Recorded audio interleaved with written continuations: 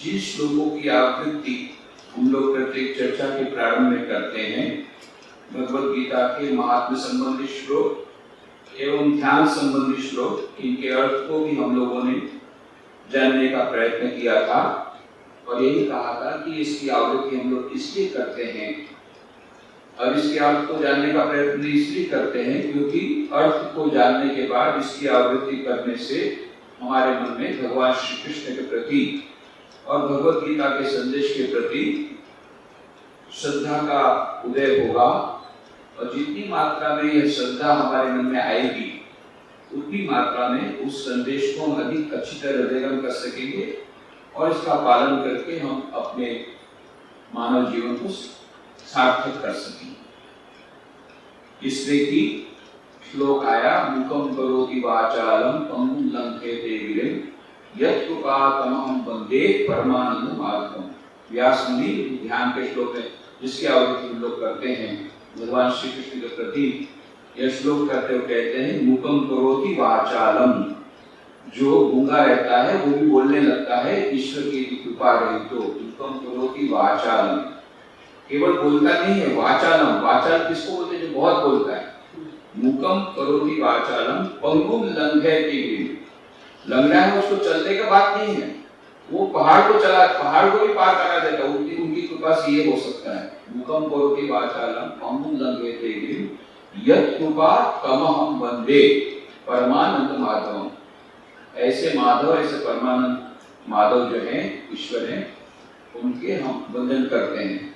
स्वामी विवेकानंद ने शिकागो धर्म सभा में जब अपना भाषण दिया उसके बाद में उन्होंने वह मात्र संक्षिप्त भाषण पर अत्यंत उसका प्रभाव हुआ। सब जानते हैं कि कितने 7,000 लोग उठ गए और ताली बजाते रहे कई मिनटों तक। केवल उन्होंने यही कहा था, मेरे प्रिय अमेरिकावासी भाइयों और बहनों, उसी से इतना जो प्रभाव पड़ा। और उसके बाद में बहुत छोटा संक्षिप्त 7 मिनट का भाषण, पर उससे सारा तहलका मच गया सारे विश्व में और एक इतिहास का निर्माण हुआ।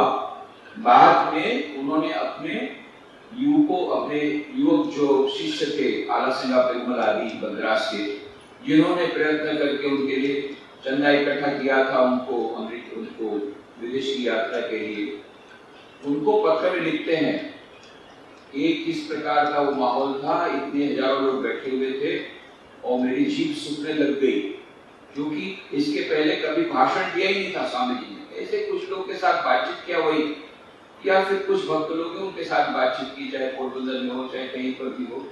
कुछ लोग इकट्ठे हो गए शाम को, पार्लर मीटिंग जिसको बोलते हैं, भाषण दिया था। तो मात्र एक भाषण दिया था मेरे कॉलेज में हैदराबाद में, that was only one public lecture, उसके सिवा कोई भाषण कहीं दिया नहीं था। और वो भी तो उसमें 300 400 500 भी रह होंगे लोग, और यहाँ पर 7,000 लोग और इतना बड़ा हॉल, और वहां पर सुनने वाले कौन? एक से एक बढ़ के सारे विश्व से बड़े बड़े महान धर्मगुरु आए हुए हैं। ऐसी उन्होंने कल्पना भी नहीं की थी कि इतना बड़ा वह इस प्रकार का माहौल होगा। सारे विश्व के धुरंधर पंडित, सब विद्वान, ऐसे बड़े बड़े गुरु सभी धर्मों के, और इतने सारे इस प्रकार की पूरी सेलिब्रिटी सारे विश्व की, केवल अमेरिका के नहीं। ये सब सामने देखा तो स्वामी जी बोले मेरी जीभ सूखने लगी। और फिर डॉक्टर बैरोज जो चेयरमैन थे, उन्होंने स्वामी जी को कहा बोलने के लिए, उन्होंने कहा कभी नहीं, मैं बाद में बोलूंगा। ऐसा 2-3 बार, सुबह भी बोले नहीं, दोपहर को भी बोले नहीं।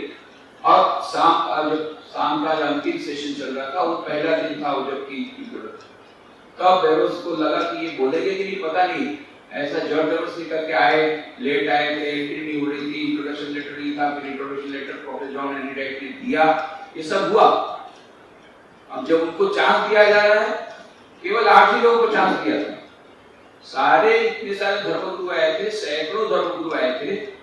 प्रारंभिक सेशन में मात्र 8 लोगों को ही दिया गया था चांस। उसमें से एक स्वामी ने कि भाई हाँ चलो हिंदू धर्म, बड़े बड़े धर्म के सब, क्रिश्चियनिटी से एक, उसमें से एक, ऐसा करके सबको दिया।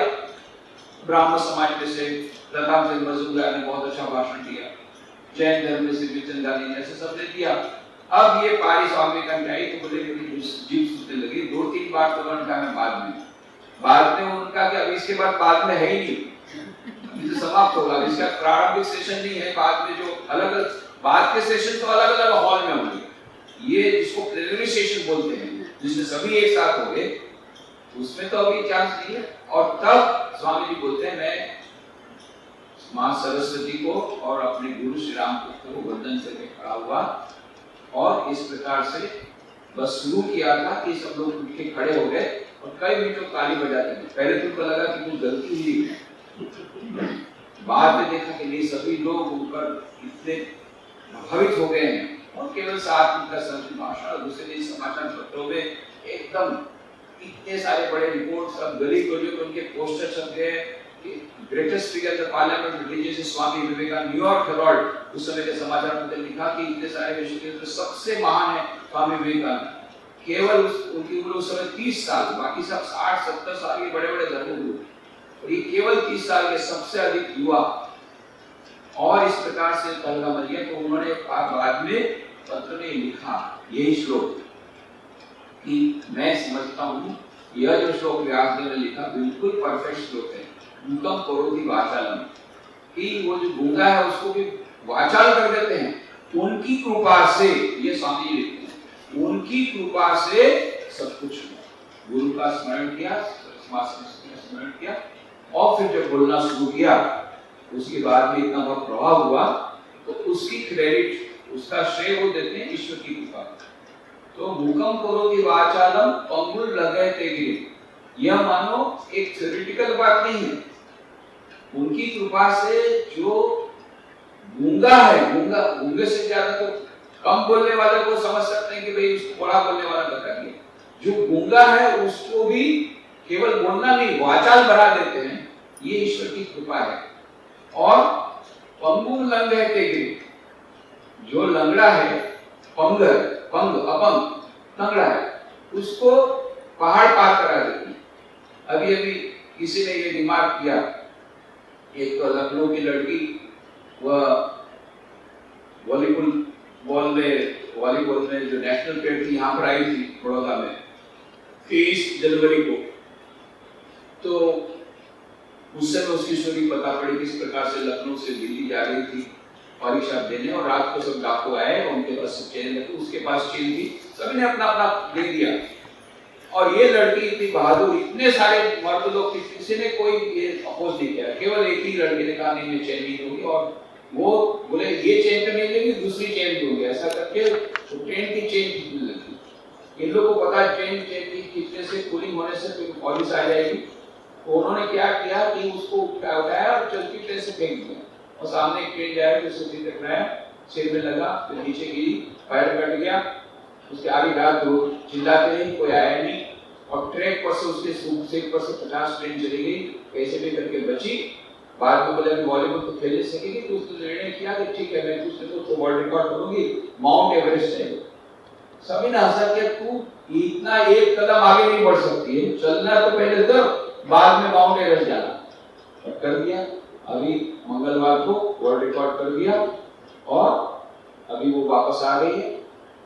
तो अरुणिमा सिन्हा, तो उसने किसी ने यही रिमार्क दिया कि मूकं करोति वाचालम पंगुल लगते गिरि, ये सचमुच में लंगड़ा भी पार कर, माउंटेन क्या, माउंट एवरेस्ट ऊपर तो है ही नहीं, वहां तक भी जा सकता है, तो बाकी पंगुल में भी क्या है। उनकी कृपा से सब कुछ संभव हो सकता है, यह मानो रिमार्क दिया।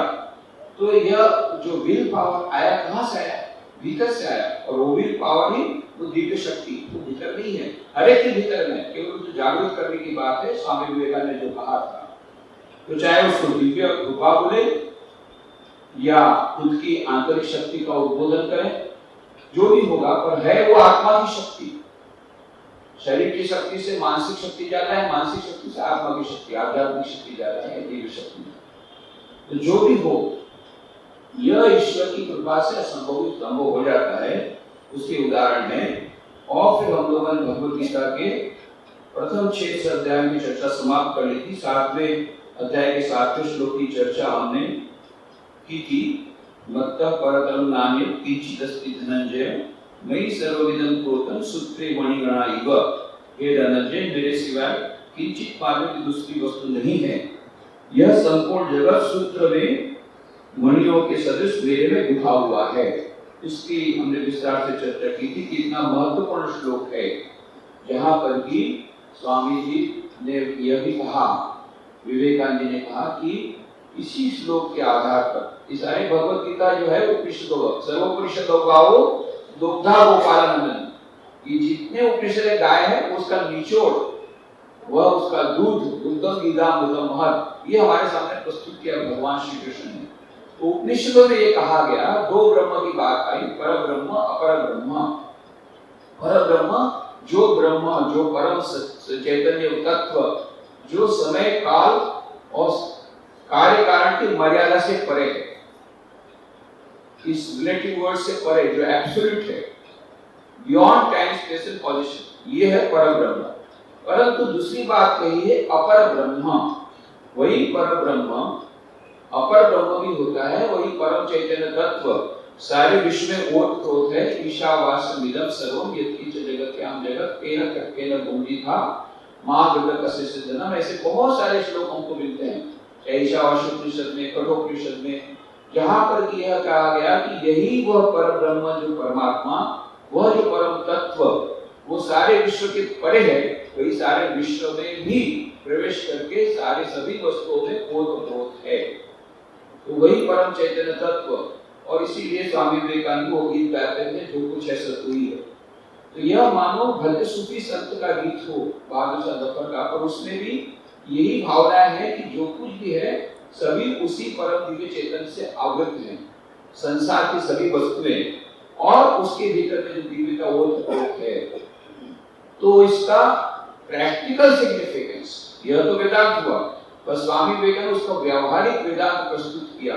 इसका मतलब क्या होता है, हमारे दैनंदिन जीवन में जो कुछ भी कार्य है उसको हम पूजा में परिणत कर सकते हैं, क्योंकि जिसकी हम पूजा करते हैं, जिसके लिए हम कार्य करते हैं, वो प्रत्येक कार्य पूजा है। क्यों?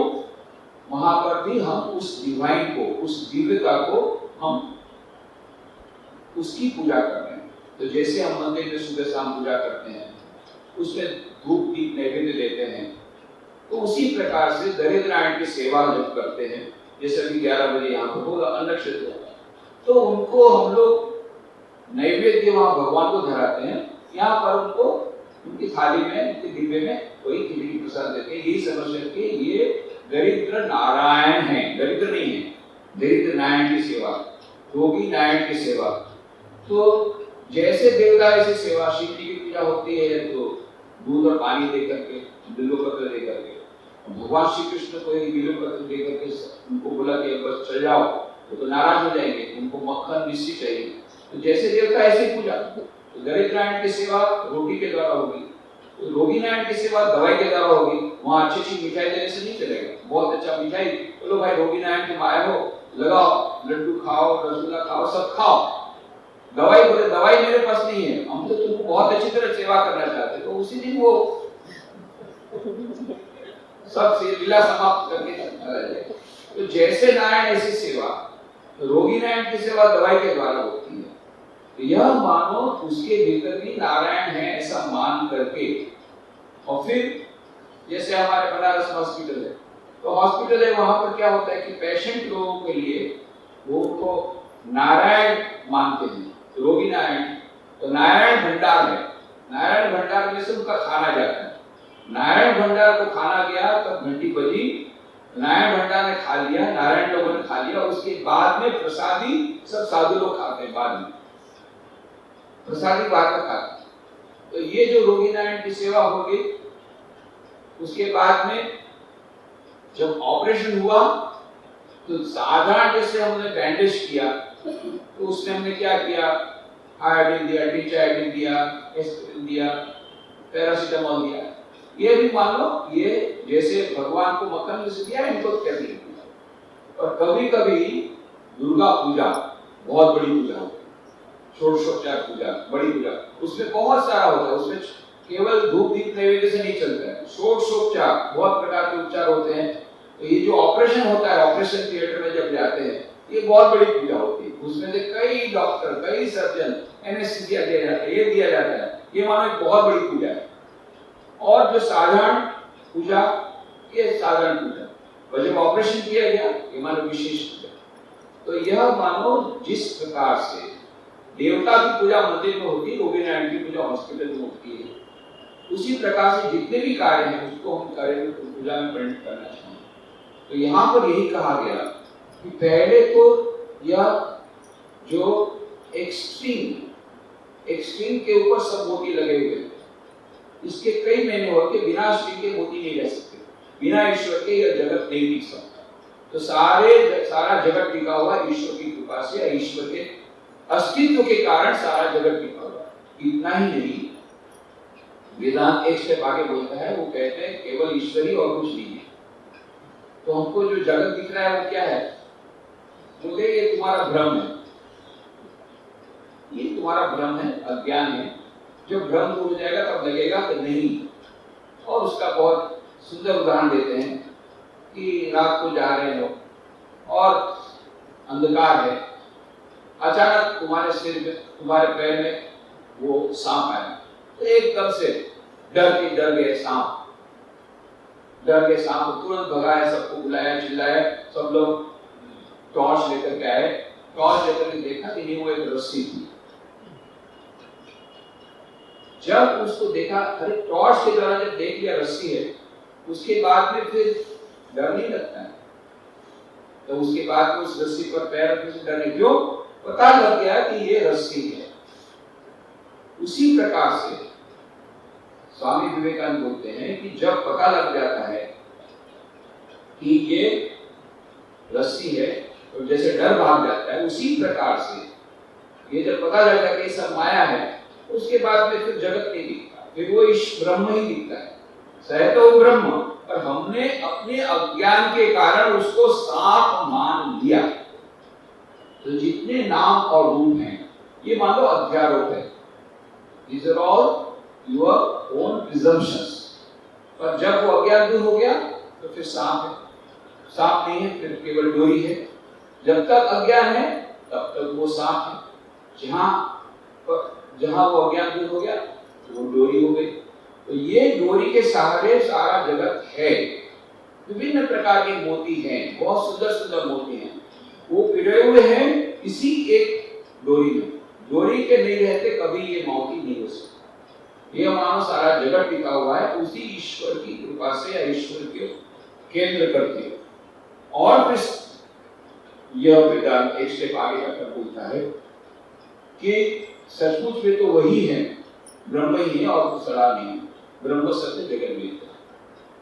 अब इसमें वेदांत की कई प्रकार के भेद हो गए। कोई अद्वैत वेदांती, कोई विशिष्टाद्वैत है, कोई शुद्धाद्वैत है, वल्लभाचार्य का शुद्धाद्वैत है, रामानुजाचार्य का विशिष्टाद्वैत है, मध्वाचार्य का द्वैत है, शंकराचार्य अद्वैत की बात करते हैं। वो अलग अलग उनके मत हैं, परंतु वो विभिन्न प्रकार से उसको देखते हैं। है वही बात कि वही परब्रह्म परमात्मा है, उसको केंद्र करके सारा जगत है। अब चाहे उसको ये समझो कि वह उसके सारे सभी प्रकार के जितने ये हैं अस्तित्व का मूल केंद्र है, ऐसा समझे, या फिर ये समझे कि यही मूल है और बाकी सब कल्पना है। ये अलग अलग प्रकार से होते हैं, पर जो कुछ भी है, मुख्य बात यह है, यहाँ भगवान श्री कृष्ण जिस बात की ओर इशारा करते हैं कि यह केंद्र को, हमारे केंद्र बिंदु, हमारा केंद्र के बिंदु क्या होना चाहिए? हमारा केंद्र बिंदु वही ईश्वर होना चाहिए। वो ईश्वर को लेकर के सारा जगत है। भगवान श्री रामकृष्ण देव बहुत ही सरल भाषा में कहते हैं कि देखो भाई, एक के आगे शून्य लगाओ 10 होता है, एक शून्य लगाओ तो 100 होता है, और एक शून्य लगाओ 1000 होता है, और एक शून्य लगाओ 10,000 होता है। जितना शून्य लगाते जाओ तुम्हारा अमाउंट बढ़ता जाएगा। एक को निकाल दो, सब शून्य है। ये एक है और ईश्वर।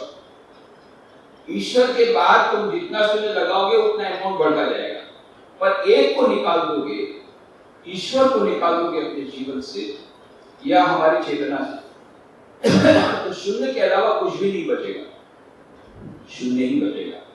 और इसीलिए श्री रामकृष्ण के जो हमारे रामकृष्ण मठ मिशन के जो 8वें परमाध्यक्ष थे स्वामी विशुद्धानंद जी महाराज, मां शारदा के शिष्य थे, बारंबार ये उदाहरण देते थे, देखो भाई एक को पकड़ कर रखो, कुछ सुनने चाहे दो चार बाद में आओ उसको देखना, जितने आए उतना अच्छा है, और एक को पकड़ के रखना, पहले भगवान उसके बाद में सब काम, पहले भगवान का नाम लो फिर बाद में भगवान का काम, पहले भगवान को पकड़ो उसके बाद में बाकी सबको। तो यह मानो श्री रामकृष्ण देव ने यह जो गीता का श्लोक है 7वां अध्याय का 7वां श्लोक अत्यंत महत्वपूर्ण है।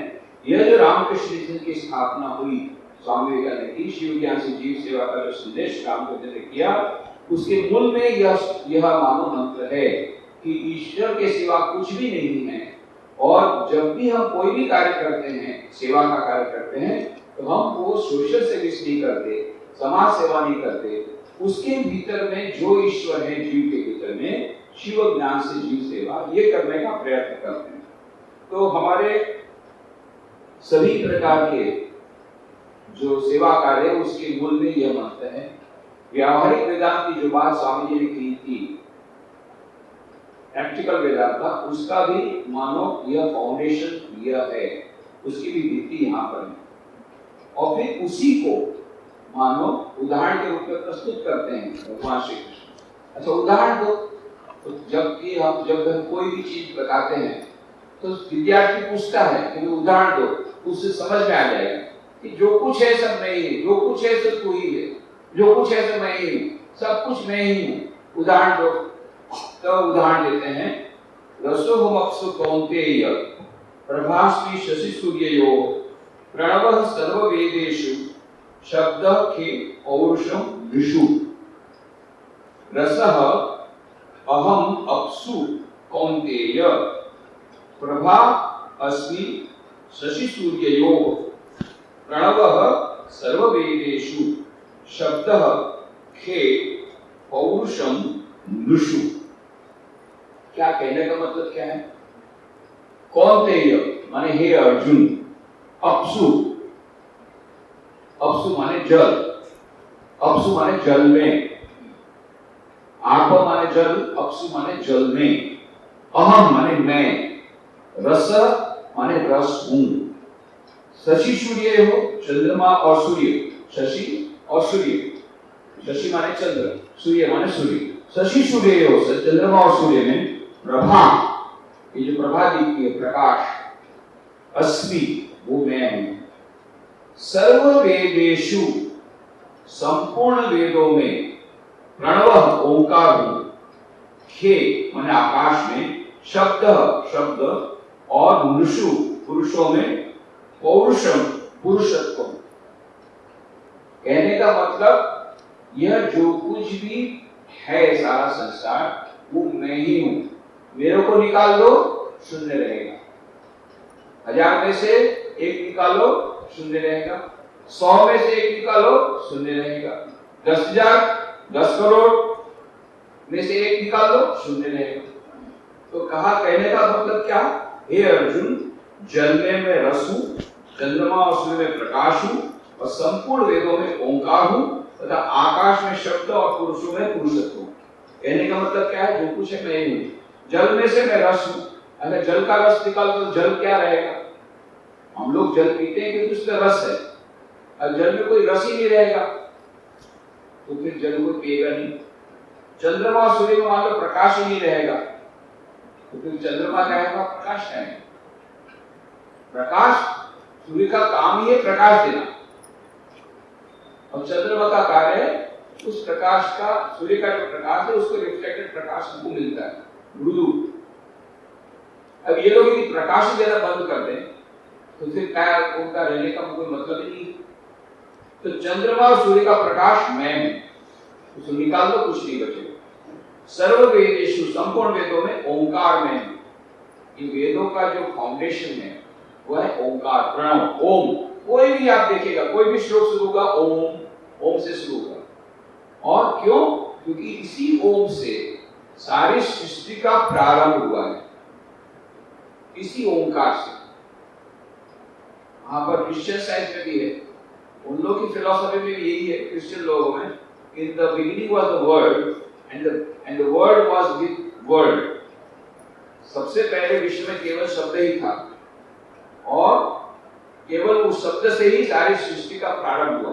कि क्रिश्चियन लोग बोलते हैं, साइंटिस्ट लोग क्या बोलते हैं कि बिग बैंग एक बहुत बड़ा शब्द हुआ और उससे सारी सृष्टि का प्रारंभ हुआ। और वेद क्या कहते हैं, सारी सृष्टि का प्रारंभ ओम से हुआ, शब्द से हुआ। वो शब्द क्या, बिग बैंग। वो बिग बैंग क्या, ओम। ओम से सारा प्रारंभ हुआ है। ओम को निकाल दो वेद में से तो कुछ नहीं बचेगा। प्रत्येक श्लोक का प्रारंभ ओम से होता है। यह मानव फाउंडेशन है। और हे आकाश में शब्द में है, तो यह कहा जाता है प्रत्येक जगह प्रत्येक वेद जब शब्द आता है तो आकाश ईथर के माध्यम से आता है, आकाश के माध्यम से आता है। ऐसे हम लोग शब्द नहीं सुन सकते बिना आकाश में। तो यह मानो आकाश में शब्द में है। निषु, निषु माने पुरुषों में, औरुषम पुरुषत्व में। अच्छा, पुरुषों का पुरुषत्व निकाल तो पुरुष कैसा बचेगा? पुरुष को बोलते इसलिए कि पुरुषत्व है। अच्छा, उसको निकाल दो तो कुछ नहीं बचेगा। उसी कहने का मतलब क्या है, जो कुछ है वो सब नहीं। उसका मुख्य जो कर्तव्य है, उसका मुख्य बिंदु है या उसका सार है, गर्भ है, वो मैं। पुण्यो गंध पृथिव्याम च तेजश्चास्मि विभावसौ जीवनम सर्वभूतेषु तपश्चास्मि तपस्विषु। पुण्यः गंधः पृथिव्याम च तेजः च अस्मि विभावसौ जीवनम सर्वभूतेषु तपः च अस्मि तपस्विषु। कहने का मतलब पृथिव्याम पृथ्वी में, पुण्य माने पवित्र, गंध गंध, च और विभावसौ, विभावसौ माने अग्नि में, तेजः तेज, अस्मि हूँ, च और सर्वभूतेषु संपूर्ण भूतों में, जीवनम जीवन हूँ अर्थात जिससे जीते हैं वह मैं हूँ, च तपस्विषु तपस्वियों में, तपः अस्मि मैं हूँ। कहने का मतलब पृथ्वी में पवित्र गंध मैं हूँ और अग्नि में तेज मैं हूँ और संपूर्ण भूतों में जीवन मैं हूँ अर्थात जिसे जीते वो मैं हूँ और तपस्वियों में तप मैं हूँ। वो निकाल दो कुछ नहीं बचेगा। तपस्वियों का तप निकाल दो तो उसको तपस्वी बोलेंगे क्या? अच्छा भाई ये तपस्वी है पर तप नहीं करते हैं, तो तपस्वी क्या है? तो ना तो निकालो शब्द तपस्वियों का तप, वह बोले मैं हूँ। उसी प्रकार से पृथ्वियों में पवित्र गंध मैं हूँ। तो गंध जो कुछ आती है वो सारे गंध का केंद्र बिंदु है पृथ्वी। और अग्नि में तेज मैं हूँ। अच्छा ये बोली अग्नि है तो उसमें तेज नहीं है, ठंडा अग्नि आपको देते हैं। ठंडा अग्नि कभी हो ही नहीं सकता, जैसे गर्म आइस नहीं हो सकता ऐसा ठंडा अग्नि नहीं हो सकता। तो अग्नि में तेज मैं हूँ, तेज को निकाल दो वो अग्नि में जाएगा, उसमें भी वही मैं हूँ। और सर्वभूतों में जीवन मैं हूँ। अच्छा जीवन को निकाल दो, बोले ये आदमी है, बोले एक आदमी आया था उसमें जीवन नहीं था। अरे जीवन नहीं था तो फिर तो बड़ा हुआ है, आएगा कैसे? जीवन है इसलिए वो चलता है। बिना आदमी जीवन के कोई मनुष्य जीवित नहीं रह सकता। बिना जीवन के कोई मनुष्य जीवित नहीं रह सकता। और वो जीवन कौन है? ईश्वर। उसके भीतर जो चैतन्य तत्व है वो कौन है? ईश्वर। वो परम चैतन्य तत्व है। इसीलिए कहा कठोपनिषद में नित्यो नित्यानाम चेतनश्चेतनानाम एको बहुनाम यो विदधाति कामान तम आत्मस्थम एव पश्यन्ति धीराः तेषां शांति शाश्वती नेतरेषाम्। नित्यो नित्यानाम, यह जो नित्य परमात्मा नित्य आत्मा है उसके भीतर में और एक नित्य परम नित्य परमात्मा चेतनस चेतनानाम, यह जो चैतन्य तत्व है उसके भीतर में परम चैतन्य तत्व। नित्यो नित्यानाम चेतनस चेतनानाम एको बहुनाम यो विदधाति कामान। ये सारा विश्व चलता है उसके विधि से चलता है, उसके विधान से चलता है, जिसके विधान से तम आत्मस्थम येनु पश्यन्ति धीराः। ऐसे जो परम आत्मा है जो कि प्रत्येक आत्मा के भीतर में अवस्थित है, तेषां शांति शाश्वती नेतरेषाम्, उसी को शाश्वत शांति मिलती और किसी को नहीं मिल सकती। तो यह चैतन्य तत्व के भीतर में परम चैतन्य तत्व है उसी परम चेतन तत्व के कारण सारे विश्व में जो कुछ भी हम देख रहे हैं वो सब उसके सिवा और कुछ नहीं है। ये मानो इसी का वह जो श्लोक 7वां श्लोक है, इसी का एक्सटेंशन है, एग्जाम्पल दे रहे हैं कि मैं ही, मेरे कारण सारा विश्व टिका हुआ है। एग्जाम्पल देखो, प्रत्येक में, जल में भी मैं हूँ, रस में हूँ, अग्नि का तेज में हूँ, तपस्वी का तप में हूँ, प्रत्येक जगह विभिन्न उदाहरण लेकर के बताया जो कुछ है वो मैं ही हूँ और इसी को केंद्र मान करके आगे चलना। ये एक नंबर, ये नंबर एक figure, this is one figure, और बाकी सब है शून्य। जितना शून्य बढ़ाओगे उतनी वैल्यू बढ़ेगी, पर एक को निकाल दो, ये सब शून्य की वैल्यू शून्य ही है। उसी प्रकार से कहते हैं कि ये तेजस्वी का तेज निकाल दो तो कुछ नहीं बचेगा, तपस्वी का तप निकाल दो तो तपस्वी नहीं बचेगा, सब वो मैं हूं। मैं माने वही अखंड सच्चिदानंद परब्रह्म परमात्मा। मैं माने कृष्ण भगवान, माने कृष्ण नहीं। अभी यहाँ पर जब कृष्ण भरत से अर्जुन से बात कर रहे हैं तो he is not talking like ये राजा श्री कृष्ण नहीं है वो अभी। वो मैं जब बोल रहे हैं, मैं का मतलब होता है वही परब्रह्म परमात्मा, जहाँ की चौथे श्लोक में, चौथे अध्याय में उन्होंने वो स्वरूप प्रकट कर दिया, वही प्रकट स्वरूप कि मैं वही परब्रह्म परमात्मा हूँ। यदा धर्म से करके कहा कि जो परब्रह्म परमात्मा मैंने जन्म लिया, मैं बार बार अवतार लेता हूँ। और अर्जुन ने कहा भाई क्या बात करते हो, अरे अभी तुम्हारा जन्म भी थोड़े साल के पहले बोले कि मैंने इसको इक्ष्वाकु को दिया, उसने उसको संदेश दिया, ये तो 1000 साल पहले हो। तब भगवान श्री कृष्ण बोलता है तुझे पता नहीं है, तेरे और मेरे दोनों के बहुत जन्म हुए, तुझे याद नहीं, मुझे याद है, कई जन्म हो चुके हजारों बार, और तू आया तो वो पता नहीं है, परंतु ये 1000 साल पहले मैं तो बार बार आता हूँ पृथ्वी पर, जब जब अधर्म होता आता है, धर्म की हानि होती है, तब तब धर्म की पुनर्वस्थिति में आता हूँ, तो तुझे याद नहीं। जो भी होगा यहाँ उसी समय से भगवान श्री कृष्ण ने अपना स्वरूप प्रकट किया कि मैं वही अजन्मा, जिसका कभी जन्म नहीं होता, ऐसा परब्रह्म परमात्मा, निर्गुण निराकार परब्रह्म परमात्मा, वही परमात्मा मैं विशेष रूप लेकर के पृथ्वी पर अवतरित होता हूँ पृथ्वी के कल्याण के लिए। हालांकि आदि शंकराचार्य ने उसको बहुत अच्छी तरह अपने इंट्रोडक्शन में, भगवद गीता के प्रारंभ में, उस थ्योरी ऑफ इनकार्नेशन को बड़ी शिष्टाई, बड़ी बुद्धिमत्ता पूर्वक उसको दूर कर दिया। उन्होंने क्या कहा कि भगवान श्री कृष्ण ने क्या कहा है कि मैं जो है जन्म लेता हूँ, यदि जन्म लेता हूँ इसका मतलब हो गया ये जगत है, तब तो जन्म लेंगे, इसका मतलब जगत है, तो ब्रह्म सत्य जगत मिथ्या कहा हुआ, तो थ्योरी खत्म हो जाएगी। तो उन्होंने कहा जात इव, मानव जन्म लेते, इव शब्द रख दिया, अपना उसमें हटा दिया। इसीलिए भगवान स्वामी विवेकानंद ने कहा ये आदि शंकराचार्य, रामानुज, जितने आचार्य हुए बहुत महान हुए, परंतु एक है उन्होंने टेक्स्ट टॉर्चरिंग किया, अपनी फिलॉसफी को आगे बढ़ाने के लिए, अपने प्रकार से इंटरप्रेट करने के लिए उसमें थोड़ा सा ये कर दिया। तो स्वामी विवेकानंद बोलते हैं श्री रामकृष्ण आगमन हुआ, उन्होंने सभी का समन्वय किया, कहीं टेक्स्ट टॉर्चरिंग जो है सो है। हाँ, हम अद्वैत में भी मानते हैं, विशिष्ट में भी मानते हैं, द्वैत में भी मानते हैं, शुद्धाद्वैत में मानते हैं, सभी मानते हैं। जब जो श्लोक है उसके अनुसार हम उसको इंटरप्रेशन करते हैं, कोई एक फिलॉसफी नहीं है, it is a synthetic philosophy, ये सारा समन्वय की पूरी बात है।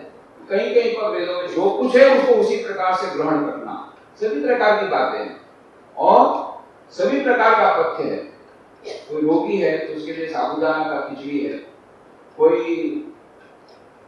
अच्छा खाने वाला है तो उसके लिए गुलाब जामुन है, और भी पूरी सब्जी है, सब कुछ है, खाना अलग अलग खाना दिया है, तो सभी प्रकार का उपलब्ध है। तो इसलिए सभी प्रकार की फिलॉसफी हमारे वेदों में है। श्री रामकृष्ण ने कहा कि ये सभी सत्य है, तुमको जो ठीक लगे, अभी तुमको यदि पेट में बीमारी है तो मत खाना, तो साबुदाना खिचड़ी, परंतु यदि तुम्हारा पेट ठीक है पूरी सब्जी खाओ, तुम्हारे अनुसार तुम ले लो, अभी तुम्हारी स्थिति नहीं है अद्वैत वेदांत की, कोई बात नहीं, तो ये वाला ले लो, धीरे धीरे आगे बढ़ो। यह श्री रामकृष्ण देव ने आज के युग के लिए कहा, और उनके गुरु कौन? तोतापुरी, जो इतने बड़े सिद्ध हस्त, उनको भी उन्होंने यह मानो निर्गुण निराकार परम परमात्मा के सिवा कुछ भी नहीं है का ऐसे वेदांती को, ब्रह्म सत्य जगत मिथ्या वालों को ऐसा खेल खिलाया तो उनको जगदम्बा का स्वरूप मानना पड़ा। और वो जब उनका ज्ञान पूरा हुआ, पूर्ण हुआ, तब वहां से वो चले। तो मानो श्री रामकृष्ण देव ने अपने जीवन के द्वारा इस सभी का समन्वय किया। यहाँ पर भी यह जो कहा गया कि सभी के भीतर में मूल में जो परम तत्व, जो असली चैतन्य तत्व है, वो वही है, ईश्वर। बलम बलवताम चाहम काम राग विवर्जितम धर्मा विरुद्धो भूतेषु कामोस्मि भरतर्षभ। बलम बलवताम च अहम काम राग विवर्जितम धर्मा विरुद्ध भूतेषु काम अस्मि भरतर्षभ। भरतर्षभ, हे भरत श्रेष्ठ। भरतर्षभ माने हे भरत श्रेष्ठ, माने अर्जुन को केंद्र करके दो, हे भरत श्रेष्ठ, हे अर्जुन, अहम मैं बलवताम बलवानों का काम राग विवर्जितम। काम माने कामना, राग माने आसक्ति, आसक्ति और कामनाओं से रहित, बलम बल अर्थात सामर्थ्य हूं, च और भूतेषु सब भूतों में, धर्मा विरुद्ध धर्म के अनुकूल अर्थात शास्त्र के अनुकूल, धर्मा अविरुद्ध, धर्म अविरुद्ध माने धर्म के अनुकूल, धर्म के अविरोध माने धर्म का अविरोधी किसको बोलते हैं? तो धर्म के अनुकूल है। तो जो धर्म के अविरुद्ध है ऐसा काम अस्मि मैं, हे भरत श्रेष्ठ, मैं बलवानों का आसक्ति और कामनाओं से रहित बल अर्थात सामर्थ्य हूं, और भूतेषु सब भूतों में धर्म के अनुकूल और धर्म के अविरुद्ध ऐसा काम भी मैं। अब यहाँ पर देखिए भगवान श्री कृष्ण ने किस प्रकार से यह मानो सूक्ष्म रूप से यह बता दिया। जैसे उसने समय में बताया कि मैं तपस्या करता हूं, अपने समय बताया, जब बलवानों का बल मैं हूं ऐसा नहीं कहा। क्यों नहीं कहा? यदि बलवानों का बल मैं हूं तो जितने बलवान हैं ये सभी भगवान के ही स्वरूप हो गए। तो फिर हिरण्यकशिपु की हम पूजा करेंगे, रावण की पूजा करेंगे, ये जितने सब बलवान थे, कैसे बलवान? एक एक से बढ़ गए बलवान? तो नहीं, कैसे बलवान के भीतर का बल मैं हूं, जो कि दो प्रकार की बातें बताई, कामनाओं से रहित और दूसरा आसक्ति से रहित। रावण में आसक्ति थी सीता के प्रति, इसीलिए तो शुरू हुआ, प्रारंभ तो रामायण वहीं से शुरू हुआ। वो आसक्ति थी, वो नहीं। राम में भी बल था, रावण में भी बल था। तो भगवान क्या बोलते, मैं कौन सा बल हूं? राम वाला बल हूं, रावण वाला नहीं। क्यों? रावण में आसक्ति है, राग, और दूसरी है कामना है, सीता को प्राप्त करने की कामना है, आसक्ति है। लंका की नगरी है, लंका सोने के प्रति, सोने की लंका, सोने के प्रति आसक्ति है, सीता के प्रति आसक्ति है, सीता को प्राप्त करने की इच्छा, कामना है। तो वह बल मैं नहीं, मैं कौन सा बल हूं? वह बल राम के भीतर का बल मैं, रावण के भीतर का नहीं। तो यहां पर मानो भगवान श्री कृष्ण ने यह बता दिया। नहीं तो क्या होगा, कई लोग क्या करते हैं, बहुत सुविधावादी रहते हैं। श्री रामकृष्ण को वहां पर दक्षिणेश्वर में वो एक सन्यासी आया था, तो उसने कोई दुराचार कर रहा था। तब उसको श्री राम ने कहा, जी मैं ऐसा सब बात सुनता हूँ। अरे जी, दुनिया तो 3 काल में मिथ्या है, तो मेरा काम भी तो मिथ्या हुआ। श्री रामकृष्ण बहुत डांट करके कहा, अरे तेरे ऐसे वेदांत को नहीं मानता, ऐसे तेरे वेदांत तो मैं सुनता हूँ, ऐसा नहीं। तो कहने का मतलब यह है कि हम लोग सुविधावादी हैं, इसीलिए भगवान श्री कृष्ण बहुत सावधानी पूर्वक कहते हैं, बलवानों का बल मैं हूं। कौन से बल? कौन सा बल? जो कि कामनाओं से रहित और राग काम विवर्जित। राग माने आसक्ति और काम माने कामना, इनसे जो विवर्जित है, वर्जित, ऐसे बलों का, बलवान का बल मैं हूं, सभी प्रकार के बलवानों का बल नहीं, यह मानो भगवान श्री कृष्ण कहेंगे। और फिर क्या कहा, कामोस्मि भरतर्षभ, मैं ही काम हूं। ये जो काम है उसके दो प्रकार के इंटरप्रिटेशन होते हैं। एक काम माने कामना, इच्छा, और दूसरा काम माने काम वासना। ये दो प्रकार के काम हैं। तो हम लोग दोनों प्रकार से लेने का प्रयत्न करेंगे, अर्थ उसका विस्तार से बाद में हम लोग करेंगे। अत्यंत संक्षिप्त में यही कहें, यह जो काम भी मैं हूं, तो कुछ लोगों को बड़ा मजा आ जाता है, वो हमेशा यही श्लोक कहते हैं, देखो काम भी भगवान को, आप कामना छोड़ने की बात करते हैं तो भगवान ने कहा है और बढ़ाओ, आप बोलते कंज्यूमरिज्म के विरुद्ध आप बात करते हैं, उपभोग का बात, भगवान स्वयं बोलते मैं ही काम, फिर क्या है, और कामना बढ़ाओ, और इच्छा बढ़ाओ, और चीज वस्तु लाओ, और शॉपिंग करो, जाओ मॉल में। ये तो भगवान श्री कृष्ण का संदेश यही है, बोले मैं ही तो काम हूं, हम तो भगवान बता रहे हैं। यह मानो सुविधावादी हम लोग अपने अपने प्रकार से रॉन्ग इंटरप्रेट करते हैं, और इसीलिए शब्द खास भगवान ने डाल दिया, धर्म अविरुद्धो कामेषु, धर्म के अविरुद्ध वाला जो काम वो मैं हूं, सभी प्रकार का काम नहीं, सभी प्रकार की इच्छा नहीं, जो धर्म के अविरुद्ध है। धर्म के अविरुद्ध माने जो धर्म के विरुद्ध नहीं है, इसका मतलब जो धर्म के अनुकूल है। धर्म के अनुकूल माने जो शास्त्रों के अनुकूल है, तो शास्त्रों के अनुकूल जो भी कामना है वो भी मैं। ये क्यों कहा, इसलिए कहा कि सारा जो हमारी जितनी प्रवृत्तियां हैं, प्रवृत्तियां कब प्रारंभ होती है, जब तक हमारी इच्छा नहीं होगी तब तक प्रवृत्तियां नहीं होगी। तो सारा विश्व जो चल रहा है वो कामना पर ही चल रहा है। और दूसरी बात है, सभी प्रकार की कामनाओं को दूर करने की बात नहीं, काम कांचन का त्याग, ये तो श्री रामकृष्ण का मूल मंत्र था।